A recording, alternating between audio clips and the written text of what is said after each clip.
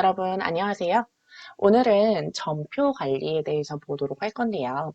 자, 전표 관리의 가장 기초적인, 가장 많이 사용하면서도 가장 기초적인 부분인 일반 전표 입력부터 먼저 보도록 할 거예요. 자, 그러면 일반 전표 입력을 한번 실행해 볼게요.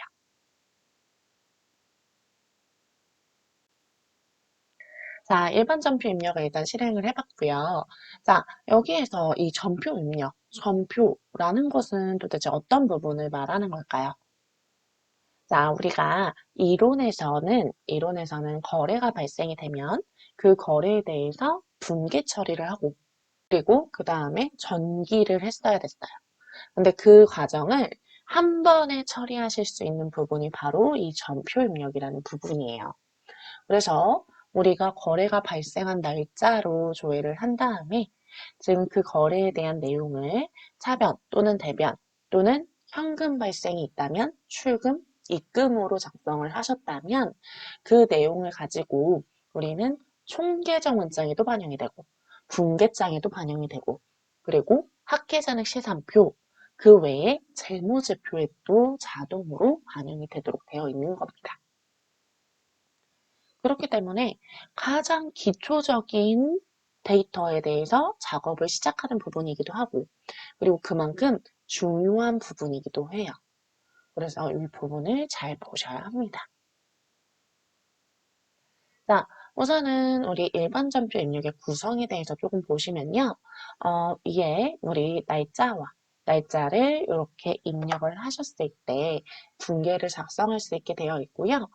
이 일자 같은 경우에는 지금처럼 비워놓고 사용을 하시면 하단의 분계 창에서 일자를 선택해서 작성을 하셔야 되고, 만약 이렇게 일자를 선택해 주신다면 그 날짜에 대한 분계만 쭉 넣으실 수 있게 되어 있으니 이 부분은 편하신 쪽으로 사용을 하시되 만약에 비워서 사용하실 때는 반드시 일자 부분 주의해 주셔야 돼요.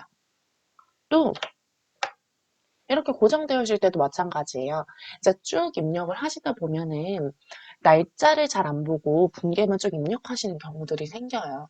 그렇게 되면 잘못된 분계는 아니죠. 그러니까 다른 잘못된 날짜의 분계를 하실 수 있으니까 그 경우를 주의해 주셔야 합니다. 자, 그럼 위에 있는 우리 여기 툴바들에 대한 정보를 잠깐 보고 갈게요. 자, 툴바 보시면 자금 관리라는 것은요, 우리가 어음에 대한 정보를 기입하거나 어음 정보가 가장 많아요. 받으러음이라든지 아니면 지급어음에 대한 처리 방법 등을 작성할 때 사용하는 툴바예요. 그래서 제가 차변에 받으러음을 이렇게 작성을 해요. 그래서 받으러음을 우리 상사에서 200만 원짜리 받았다 라고 한다면 이때 자금관리 F3키 눌러주시면 하단에 이렇게 자금관리 키가 나타나는 거예요. 그럼 여기에 어음에 대한 정보가 어떻게 되어 있는지 만기일은 언제인지 같이 기입을 해주실 수 있게 되어 있습니다. 자, 그렇게 되어 있고요. 그리고 그 다음에 복사 키는요. 지금 만약에 제가 사면에 받으러움을 좀 외상매출금으로 바꿀게요. 외상매출금 대변에 상품 매출을 했다라고 이렇게 분계를 하나 한다면 이 분계권에 대해서 우리 2월 5일에도 발생했다라고 한다면 2월 5일에 확인 처리를 하시게 되면 2월 5일자로 전표를 조회하시면은 똑같은 분계를 복사해서 가져온 걸 확인하실 수 있어요. 자, 이건 지울게요. 자, 그리고 또 이동 같은 경우에는 지금 입력했던 요건에 대해서 자, 여기 복사 옆에 이동 있어요. 이동키는 다른 날짜로 아예 옮겨버리는 거죠. 자, 지금 1월 5일이었는데 1월 1일로 보내버리는 거예요. 이렇게 보내지고 우리 5일에는 없어졌죠. 이렇게 반영되는 걸 바로 이동이라고 합니다.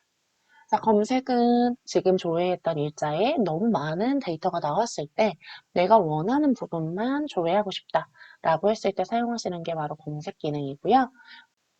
카드 매출은 신용카드사에 대해서 입력을 하시고 그 내용에 대해서 우리가 적격 증빙 중에 같이 중복돼서 사용되는 부분이 있을 경우에 요거 우리 생계산서랑 같이 된 거야 라고 중복되어 있다는 부분을 체크하기 위해서 사용하는 기능입니다. 지금은 카드로 적용한 건 아니니까 하실 필요는 없으시겠죠?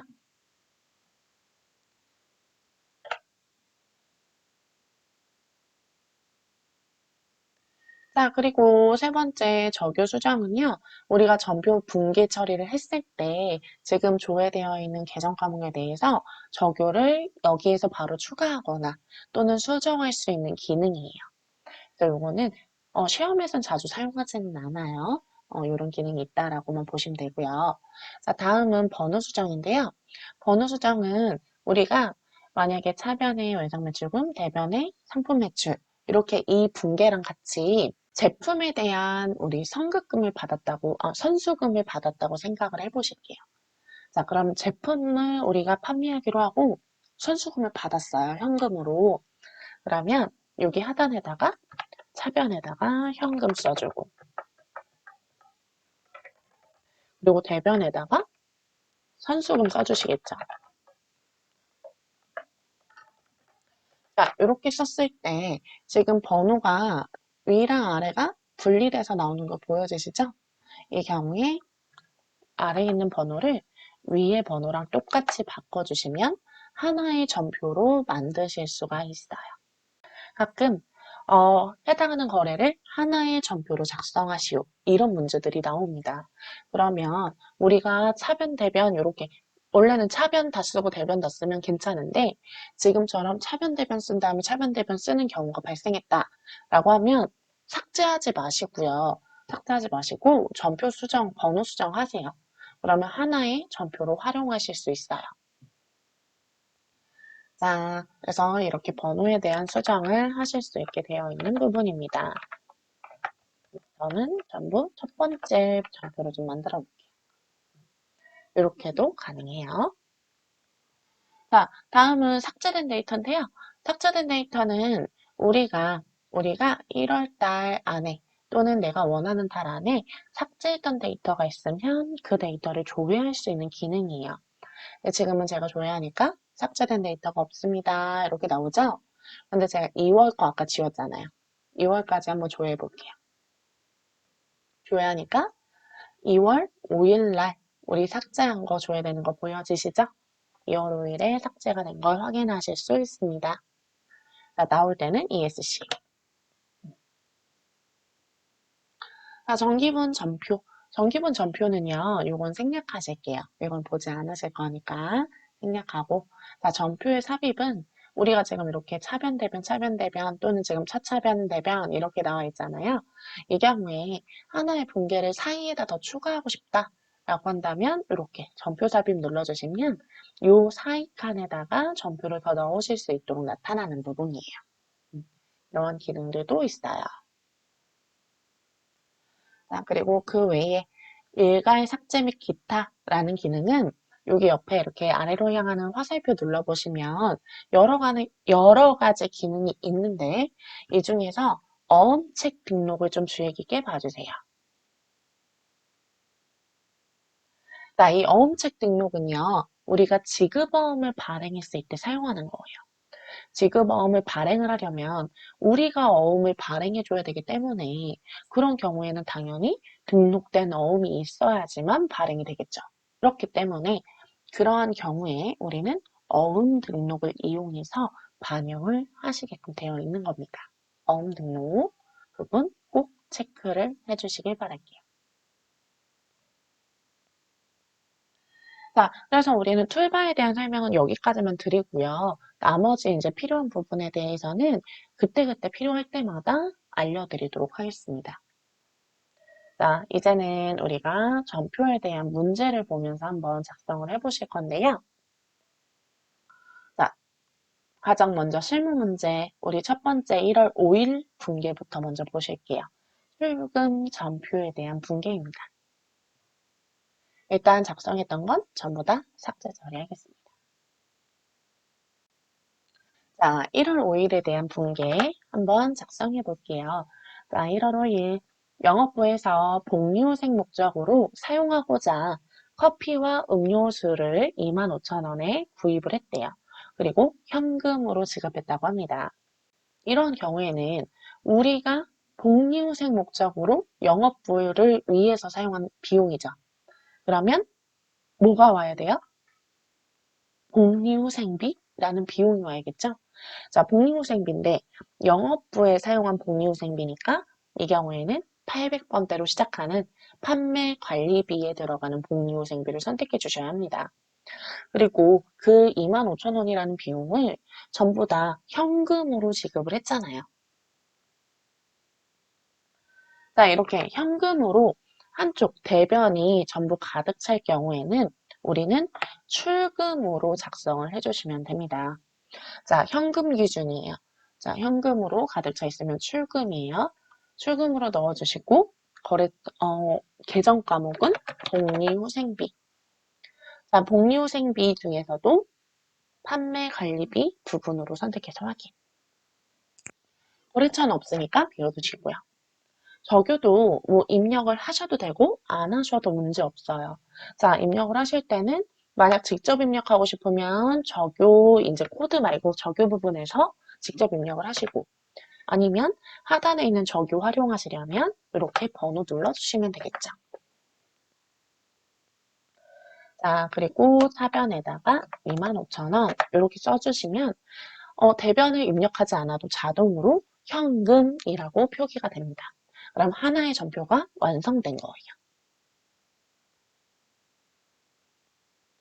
자, 다음 2번도 한번 보세요.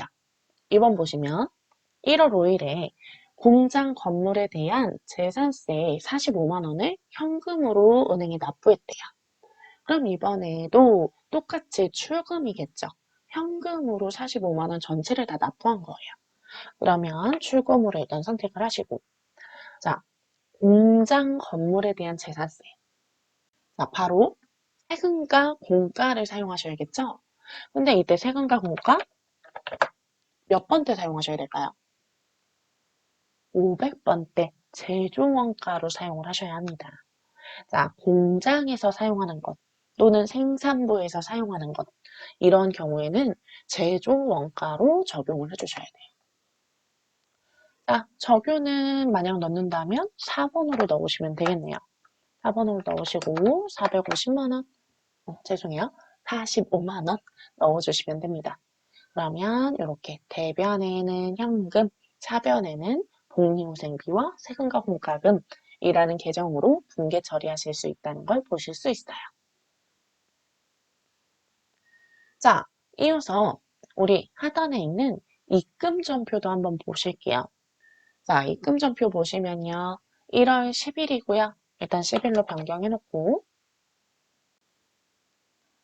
1월 10일에 제품을 판매하기 위해서 매디 상사로부터 계약금 100만 원을 현금으로 받았대요. 아까는 현금이 대변에 가득 차 있었는데 지금은 차변에 현금이 가득 차는 경우가 된 거죠. 현금은 자산이니까 자산의 증가인 차변이 지금 가득 차 있는 경우인 거예요. 이런 경우에는 입금으로 구분을 처리해 주시면 되고요. 그러면 우리 대변에 들어가야 되는 계정 과목이 뭐예요? 계약금을 받았대요. 그럼 선수금, 그죠? 선수금으로 넣어주시면 됩니다. 자, 어디서 받았다? 매리 상사. 저변 넣으셔도 되고 안 넣으셔도 문제없고 이렇게 입력을 해주시면 되겠죠. 자, 선수금은요. 먼저 받은 돈이에요. 내가 누군가에게 돈을 먼저 받았으면 그 누군가에게 언젠가는 제품이나 상품을 줘야 할 의무가 생기는 거란 말이죠. 그렇기 때문에 거래처가 필수예요. 거래처 꼭 같이 넣어주셔야 돼요. 자, 다음 2번도 보세요. 2번 1월 10일 날 우리 상사의 외상 매출금 200만 원을 현금으로 회수했다고 합니다. 자, 그럼 이번에도 입금 으로 처리해 주시고요. 외상매출금은 현금으로 전부 다 회수했으면 차변의 현금, 대변의 외상매출금이란 자산이 감소하겠죠? 자, 그러면 우리 대변에는 외상매출금이 들어가는 거예요. 그리고 우리 상사 거다라고 표기를 해주셔야 되겠죠. 자, 외상매출금에 우리 거래처 표기를 안 하시면요. 외상값을 우리가 받아야 될 게 있거나 받은 게 있는데 이게 도대체 어디서 들어왔는지 또는 어디에서 받아야 되는지를 확인할 수가 없겠죠. 그렇기 때문에 거래처는 외상매출금도 필수예요. 꼭 넣어주시고요. 자, 조교는 넣으셔도 되고 안 넣으셔도 되는데 하단에 1번에 지금 맞는 내용이 있으니까 넣어보시면 되겠고요. 자, 그 다음에 200만 원 넣어주시면 되겠죠. 자, 지금처럼 이렇게 0단위, 1000원 단위까지가 000 이런 식으로 끝나는 경우에는 우리 플러스 키를 이용해 주시면 바로 자동으로 0 3개, 1000원 단위가 찍혀서 반영이 됩니다. 요것도 같이 참고해서 보세요.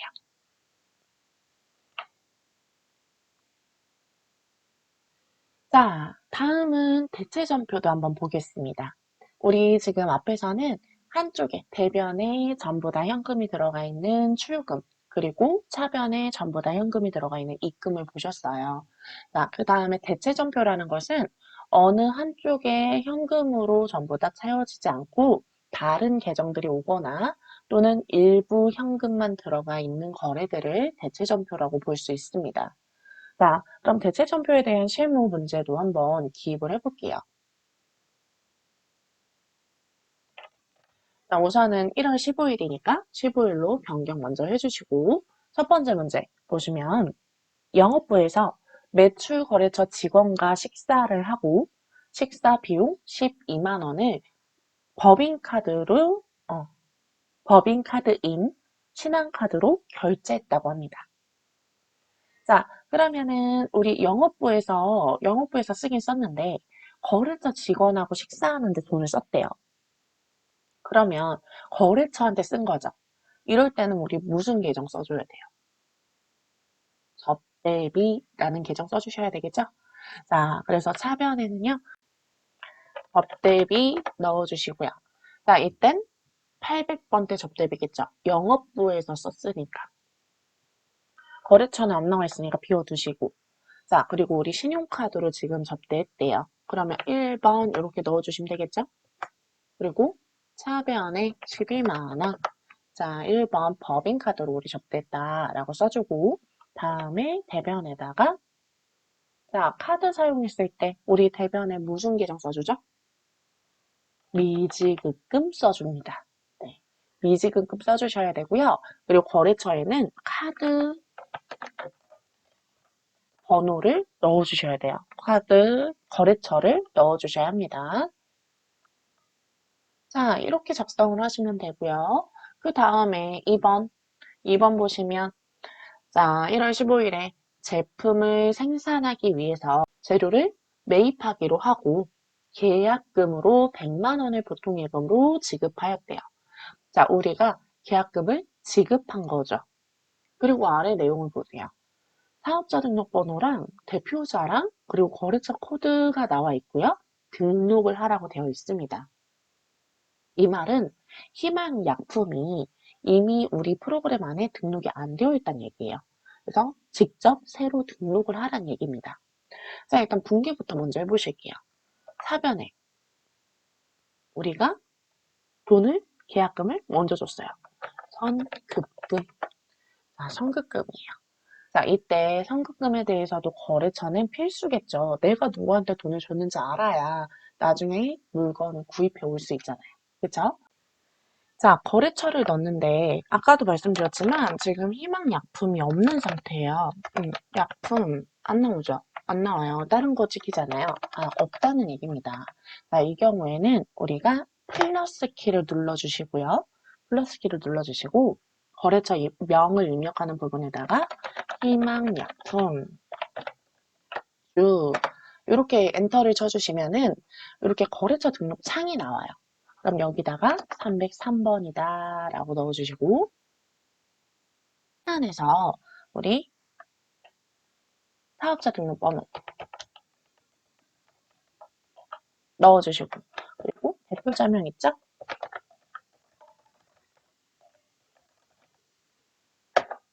입력을 해주시면 자동으로 거래처 등록에 반영이 되게 되어 있습니다. 자, 이렇게 우리가 거래처를 추가로 입력할 때는 거래처 등록 메뉴로 다시 들어가서 등록을 하시는 게 아니라 지금처럼 전표 입력에서 코드 부분, 거래처 코드 부분에서 플러스 키 누르셔서 등록할 수 있도록 되어 있으니까 참고해 주시기 바랄게요. 자, 그리고 금액은 100만 원이었고요. 플러스 플러스 눌러주시면 되고, 대변에는 보통예금 넣어주시면 되겠습니다. 자, 이렇게 우리 출금, 입금, 대체 전표를 입력을 해봤는데요. 자, 여기 이렇게 지우고 보시면 전체 다 확인하실 수 있는데, 자, 이러한 분계들에 대해서는 우리가 출력을 했을 때 구분이 다 다르게 보여져요. 이렇게 인쇄를 눌러보시면, 이렇게 출금 전표라고 나오는 거 보이시죠? 출금 전표, 그리고 입금 전표는 입금 전표, 그리고 차대변 같은 경우에는 대체 전표라고 나타납니다. 출금 전표, 입금 전표, 대체 전표. 이렇게 인쇄 출력되는 부분에 따라서 우리는 출금, 입금, 그리고 차대변, 대체 전표라고 나뉘어서 관리하고 있어요. 자, 이 데이터들을 가지고 우리 이제 한번 연습을 해보신 거고요. 다음 시간에는 더 자세한 정보들을 가지고 작성을 해보도록 하겠습니다. 자, 오늘은 여기까지만 하도록 할게요. 수고하셨습니다.